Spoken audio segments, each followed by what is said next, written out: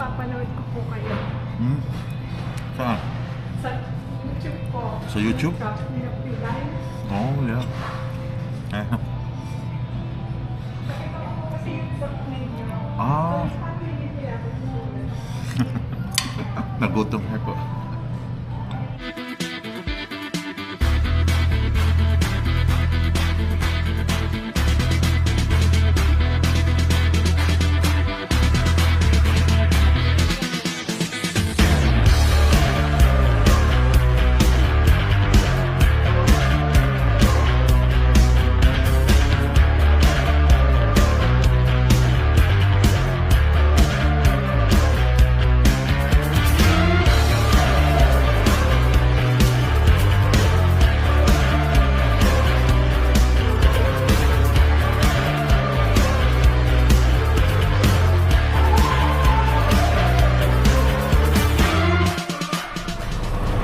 Good morning mga choy, mga chay.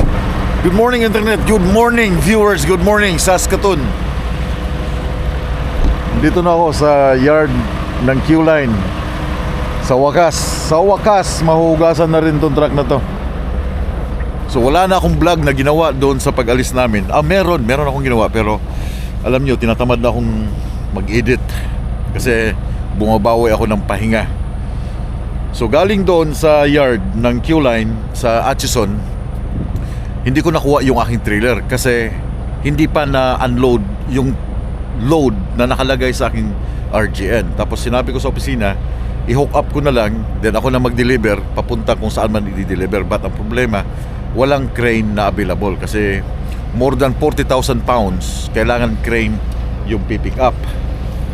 So wala. Hayaan na lang daw muna yung load doon sa aking RGN. So bumalik ako dito na walang trailer na laman. So ngayon magpapahugas ako kasi ipapasok ko ang truck sa loob ng shop. Merong kailangang i-fix dito yung fan. Umiingay yung fan.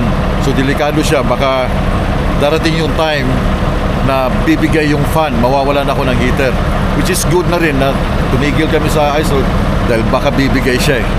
So pahugasan ko muna underneath lahat sa ilalim bago ko siya ipapasok.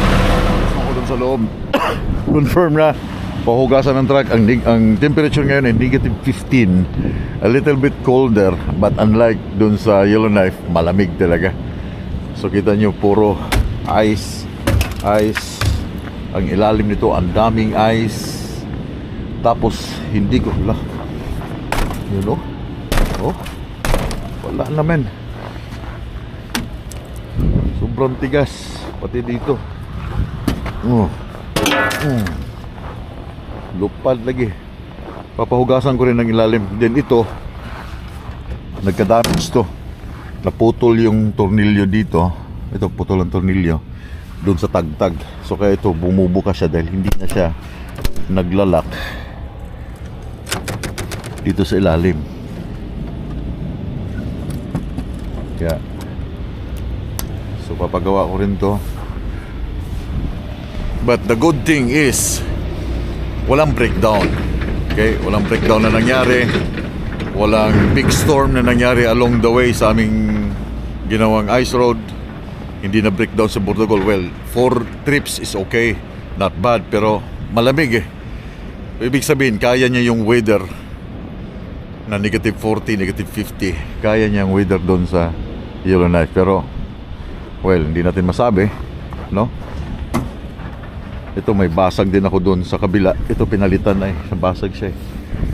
Grabe, puro ice. I don't know kung paano na matatanggal to ngayon. Takes time.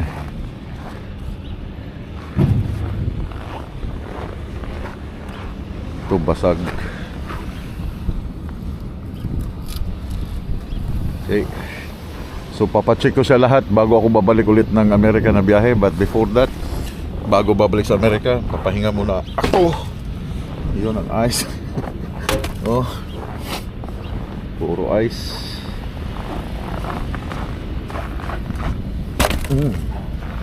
Diba? Ay. Anyway, Yeah, hinihintay ko lang na matapos yung isang heavy haul na truck nasa loob. Inumpisahan na ang linisin si Bordagol.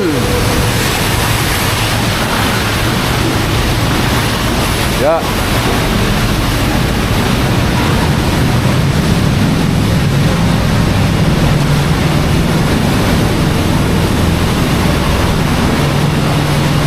Try ko lang.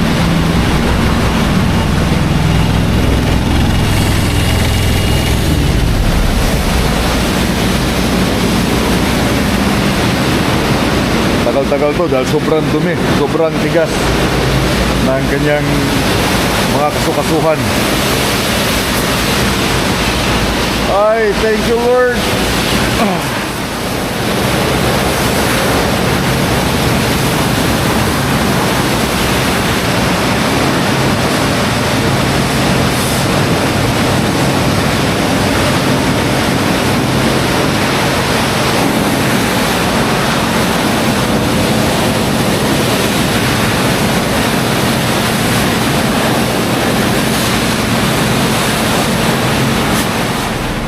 Nakaligo din sa Bordagol man.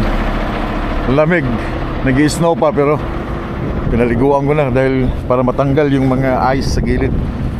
But tinira talaga nila. Tinanggal nila yung mga sobrang dikit na halos hindi mo na matanggal. So ito yung papagawa. And then check sa makina para may tumatagas. And ano ba? Yung aking coolant, yung aking fan. But yeah, so far so good. Linis naman. Pero mamaya madudumihan din siya kasi nag-i-snow.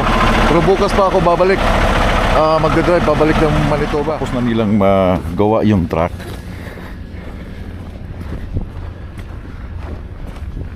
Okay, pinalitan ng bolt. That's good.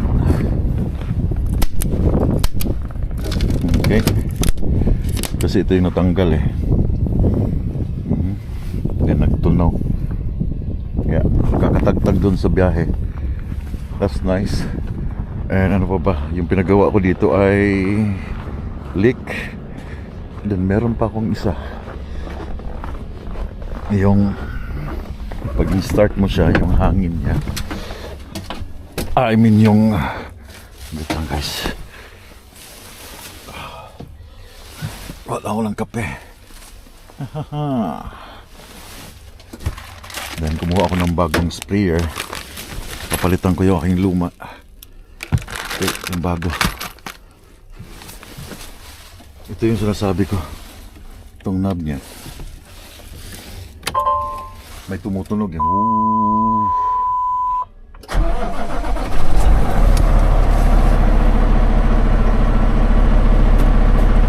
Wala na. Okay, wala na akong narinig. So far so good. So ngayon ay pupunta ako sa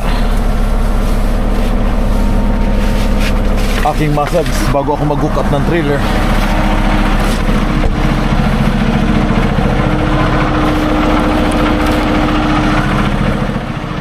Okay, double check ko lang yung trailer na hahataking ko. Oh, this one 1557. Oh, Trail King, that's nice. Yeah, but lumang style.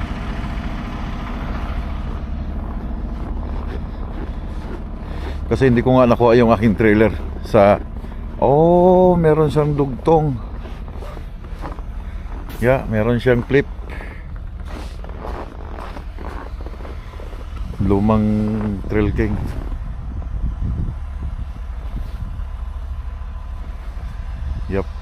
Yup.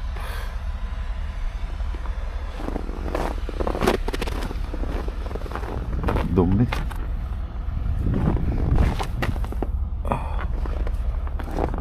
Meron siyang dugtong nun. So iba yung ano niya. Iba yung... Oh, walang... Oh, nakataas pa yung airbag niya. Hindi ko siya may kakabit ngayon. Kasi kita mo yung airbag niya, pilipit.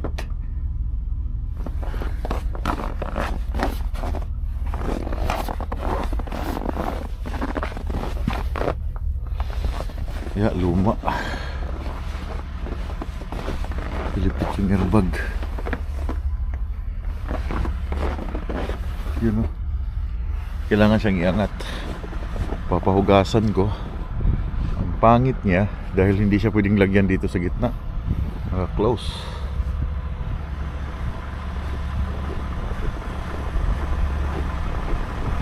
Walang ibang trailer eh. This one.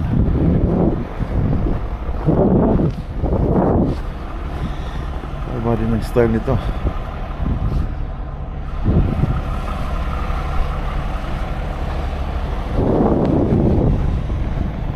One 12-14.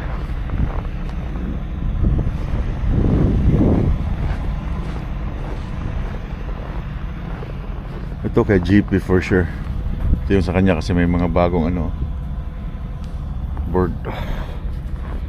Ito yung sa kanya. Yeah, tama kay GP to. So wala nang ibang trailer na bakante dito.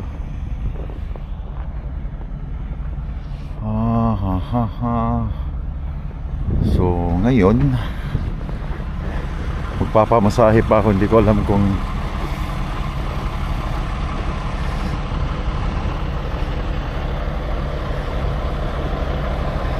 hook up ko siguro, no? Stress na eh.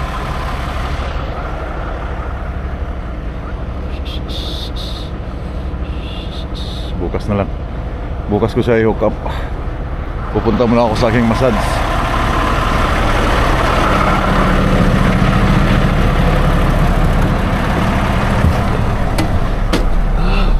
Okay.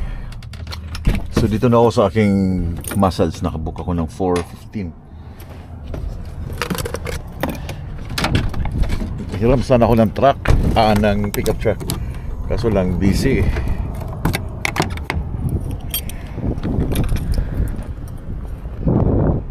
So dinala ko na si Bordagol dito. Uy. Nakailang massage na kasi ako dito. Kaya dito ako bumabalik.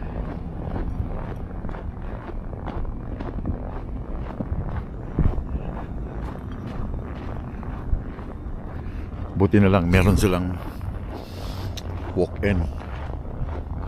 Yung booking na ngayong araw nito. Hi there. Mark.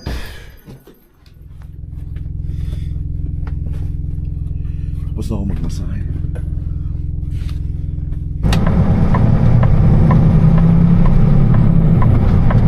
Tapos na ako mag-massage kanina.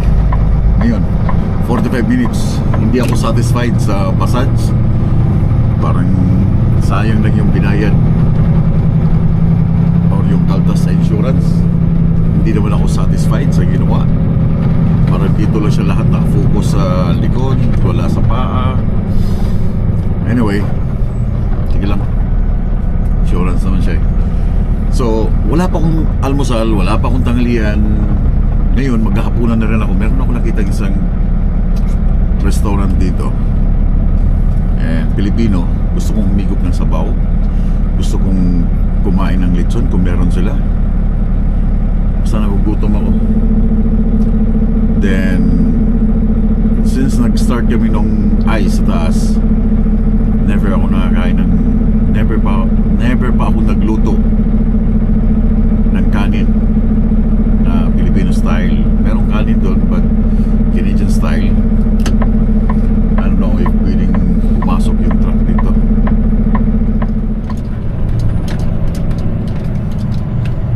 Ito siya. Meron siyang parking dito sa gilid.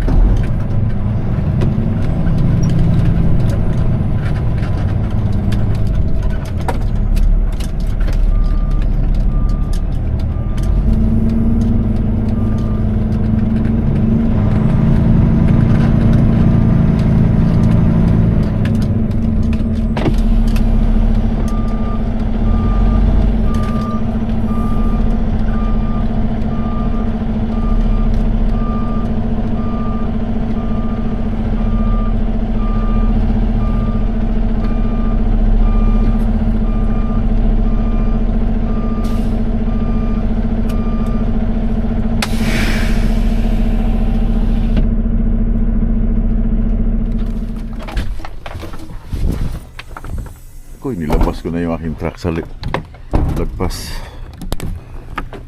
Lumagpas na yung aking truck eh. I think that's okay. Anyway, ito ay may nakalagay ito, Manila Hot Pandesal. Mainit na pandesal sa Manila. May mga Pilipino pala dito na site. Pero hindi yan dito. Ito, Al's Kitchen. Asan ang entrance ito? Al's. Okay.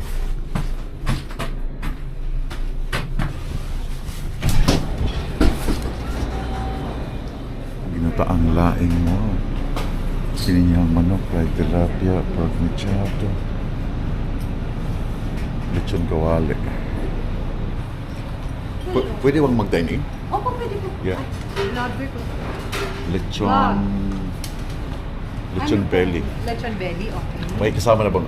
yung ano na, may kasamang rice? Meron ba Bali kayo? po yung lechon belly, separate po yung Okay. ano niya, yung rice. Pero meron din po kaming lechon kawali silog kung gusto. Lechon kawali silog? Gano'n May kadami yung rice ano? na yun, 1 cup ng garlic rice. Aha. Tapos yung kawali, yung lechon kawali. Tapos Dalawang egg? Opo. Sige, yun na lang. Yun na lang po. Tapos yung drinks po, meron dyan service water sa gilid. Ano Tapos meron din po tap water. Okay. Tapos meron din po dyan bottle. Okay, yeah, okay. Okay. Tapos mamaya na lang po magbayad. Okay. Tapos, dagdagan mo ng ano, te? Wala kayong barbecue? Barbecue, ilang stick po? Dalawa po. Dalawa. Okay po. May sabaw kayo? Opo. Sama. Yeah. Thank Libre? you. Libre po. Oh, yeah, that's good. So, pasok na ako doon? Sige.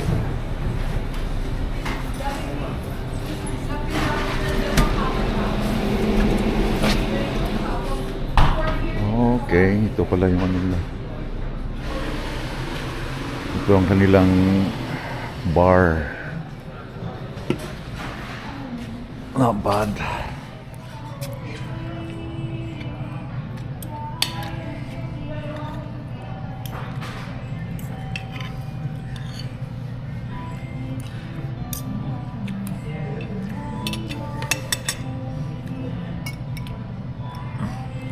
Sarap ng sabaw nila.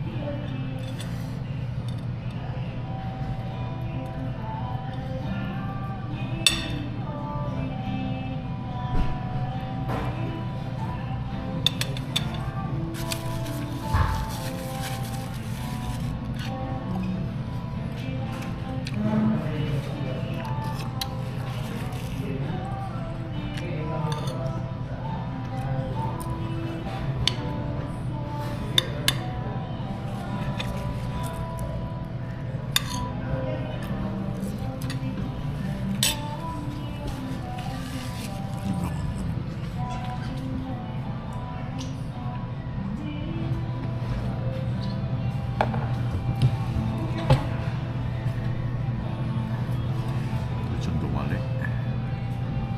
Ayan, napapanood ko po kayo. Saan? Sa YouTube ko. Sa YouTube? Hirap you guys. Oh, yeah. Pakita ko kasi yung sa menu. Ah, Sabi niya, nagutom ako.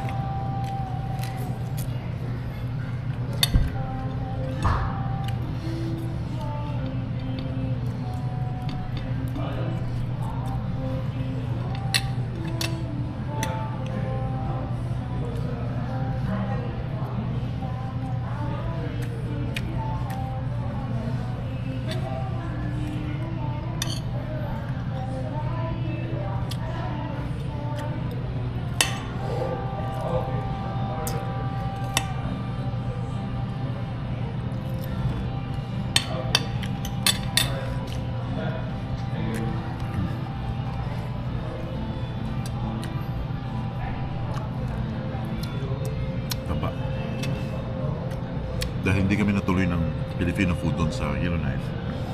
So dito na lang, Saskatoon.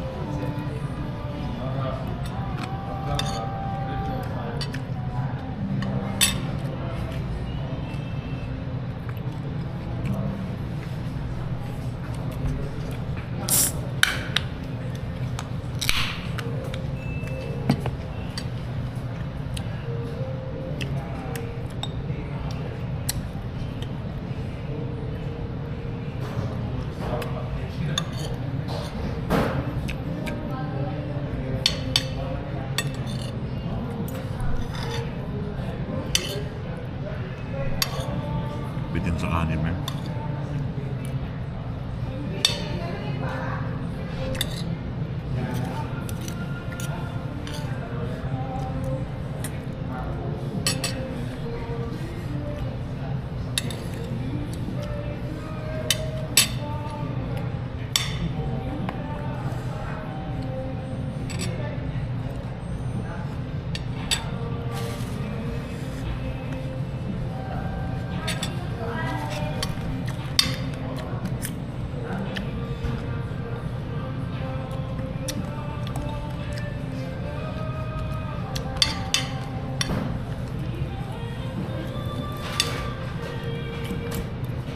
Kuya, ingat po kayo lagi. Salamat ate.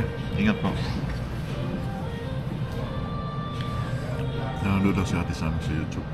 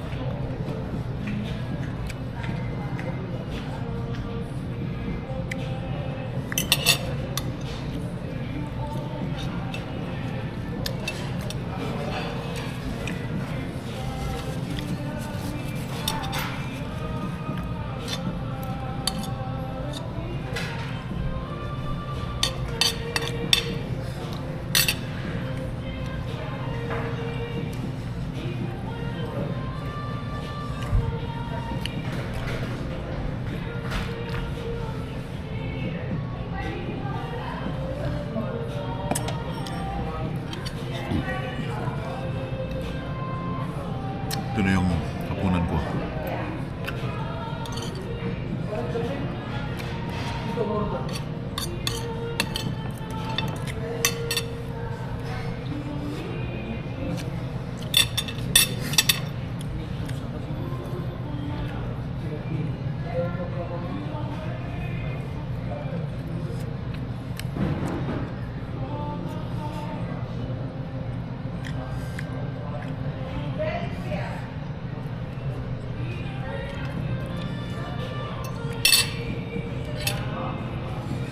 Sorry. Taba.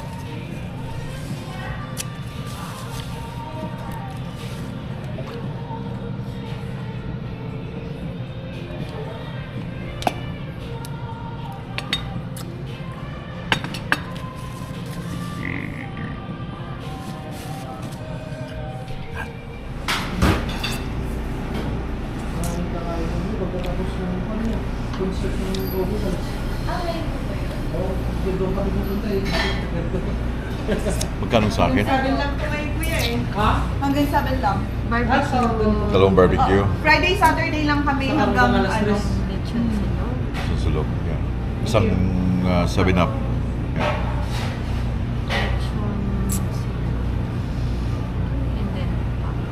Jay, pre-order na lang din? Or ano ka pa? 3:30 po. Sorry. Saan ba? Dito na. Mag-pre-order ka lang. What's tasty?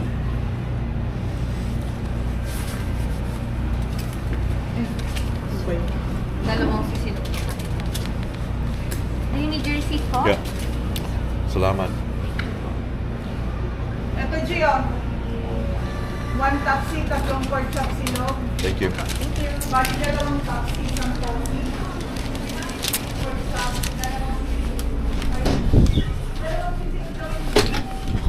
Oh, sugbo.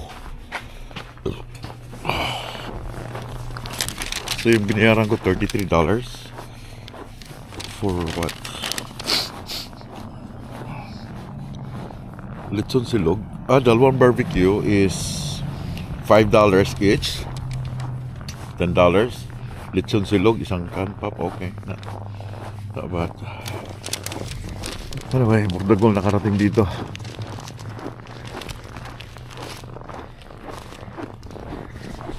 Balik na ako sa yard.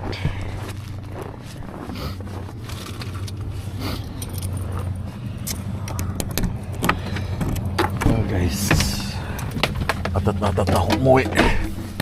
Oo, nandito ako sa harap eh.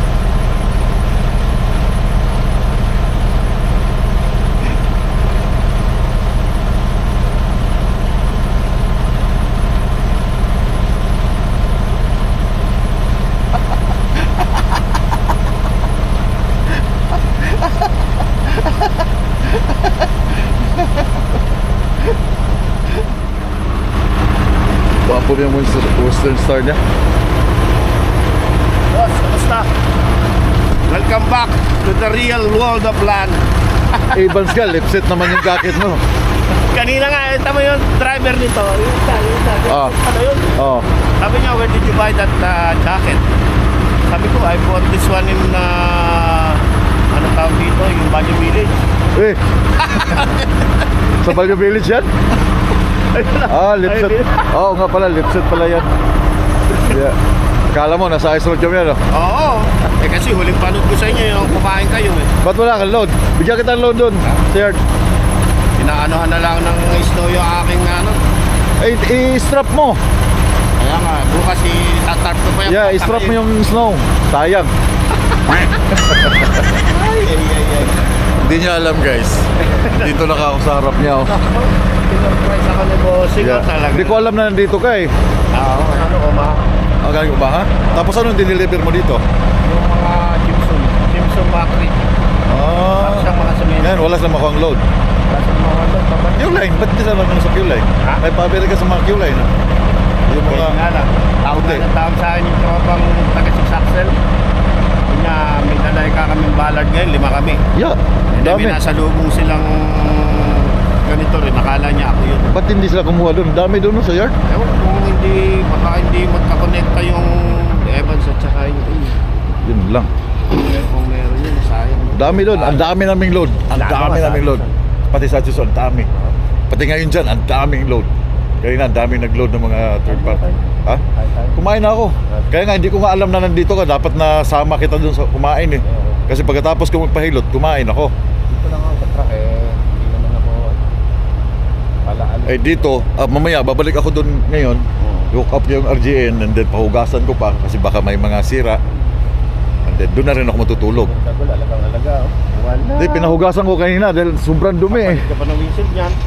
Ayun, halata pala sa dito. Malaki na yun. At mag-aabot na yan. Ako mayroon dalawa. Kaso wala pa siya sa kalahati. Kita pala siya dito, oh. Kita siya. Oh. Oh my. Pang-apat na yan. Ha? Palit. Pang-apat yung na napalit yan. Bago ka umalis. Bago ka ulit sumabak sa south. Yeah. No. Ay, nako. See you again on the back road. Ito si Edison, taga Medicine Hat to. Yan, nandito siya sa Evans Tracking. Nasa baluarte ni Manoy. Sa Balbarte. Ngayon, meron siyang load doon pero snow. Oh, itatap na lang doon niya para hindi sayang. So galing ako doon sa nagpa-heat massage, diretso na ako, tinawagan ako ni Manoy na nandito nga daw si Edison sa ano. Bawi-bawi ka Sa- na napamasahe ka. Sakit talaga ng likod ko. Ay, siyempre. Yeah, matagtag, Napix sakit. na ba yung cruise mo? Wala, hindi na. Magko-cruise control siya sa 50 km an hour. 25, 30, wala. Nawala siguro sa set. Hindi na sinit up. Ang sinit up na 50. Ngayon, pabalik na ako ng Amerika, hindi ko na kailangan 25. So 50, tatakbo siya ng 50. Pero 25, wala. Ayaw na. Kaya, Sa akin hanggang 20 pwede. ayun, maganda. I don't know, binaliktad yata nila. Hindi ko alam. Una na ako. Sige boss, Ha? ingat ha. Ingat. Amping. Yan, amping perme. Ha? Yeah. Amping. Okay, mag-hook up ako.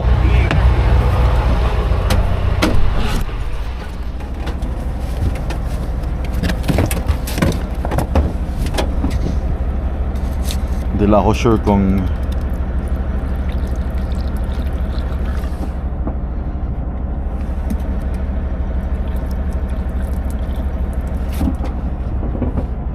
hindi stuck yung mga brake drum niya.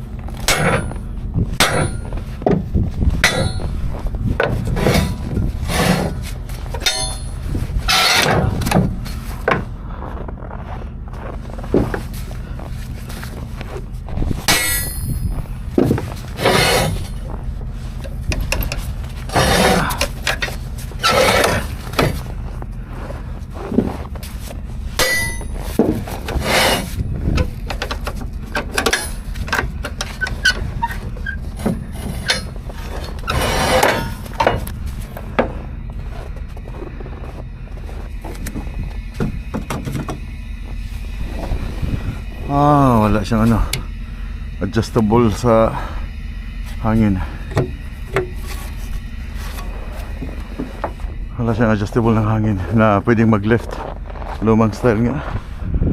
Walang strobe lights.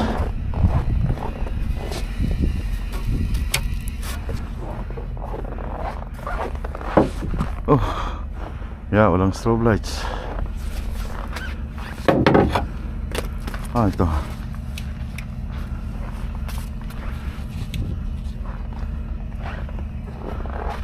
Ayun, meron. Nandito yung strobe lights niya.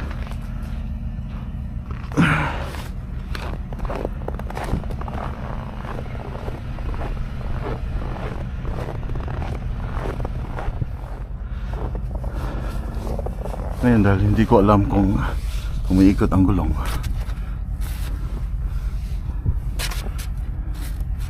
hindi ko alam kung kailan to nakatambak dito.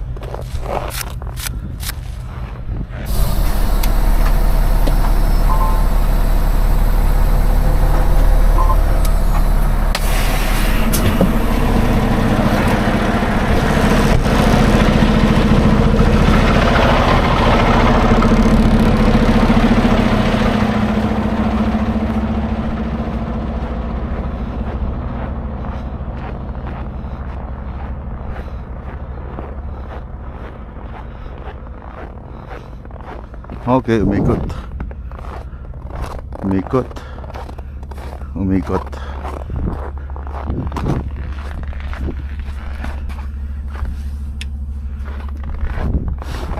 And umikot. Umikot. And umikot. That's good. That's pinakamaganda na umikot lahat.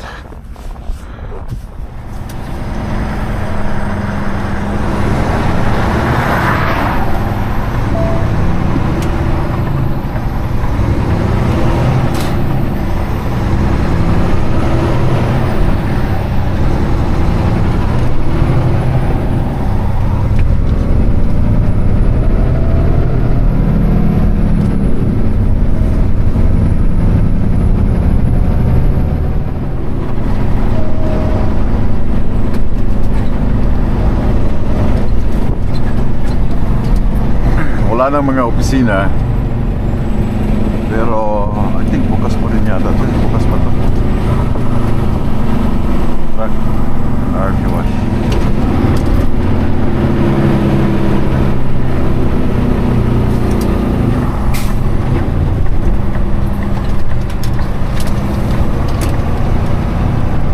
Wala nang mga opisina. Tahimik na ang Saskatoon.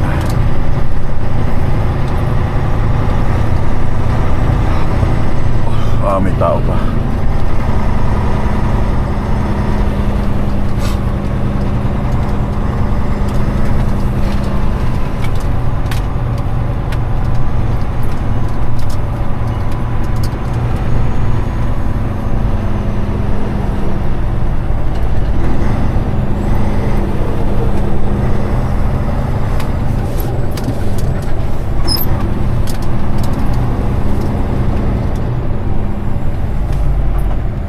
Sana no, kita agad nila eh.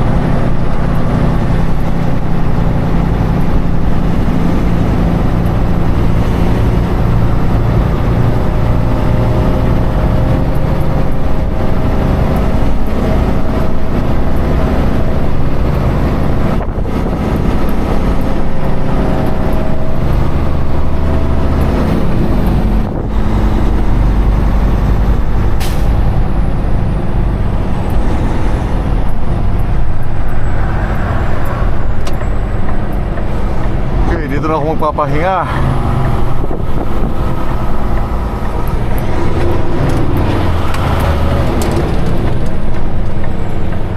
I hope meron pa parking.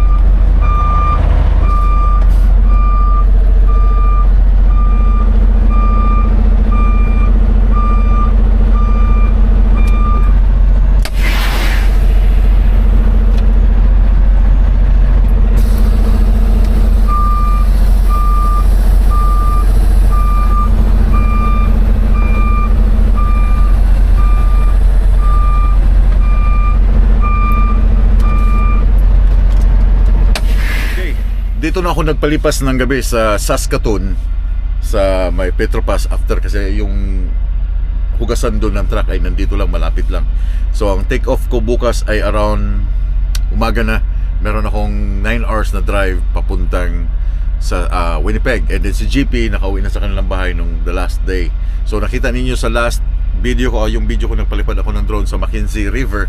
So yun ang tawag doon ay Mackenzie Bridge. Maganda siya kasi may mga ice pa. Ako na lang mag-isa kasi si GP nauna na siyang umuwi kasi nung matapos yung aming reset, pinauna ko na siya kasama si Melvin dahil ako ay meron pang air leak doon sa aking trailer. Dinala ko pa sa YB kung saan nung nagpagawa din ako ng ano bang pinagawa ko doon? Ilaw, di ba? May load ako sa RGN.